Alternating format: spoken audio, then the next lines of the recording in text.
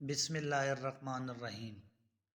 رسول کریم صلی اللہ علیہ وآلہ وسلم نے فرمایا کہ بندہ اس وقت تک نماز ہی میں رہتا ہے جب تک وہ مسجد میں نماز کا انتظار کرتا ہے تا وقتاً کہ وہ حدث نہ کرے۔ ایک عجمی آدمی نے پوچھا کہ اے ابو ہریرہ، حدث کیا چیز ہے؟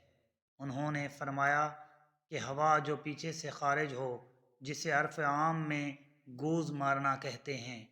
صحیح بخاری، حدیث نمبر 176۔ آپ صلی اللہ علیہ وآلہ وسلم نے فرمایا کہ نمازی نماز سے اس وقت تک نہ پھرے جب تک ریح کی آواز نہ سن لے یا اس کی بو نہ پالے۔ صحیح بخاری، حدیث نمبر 177۔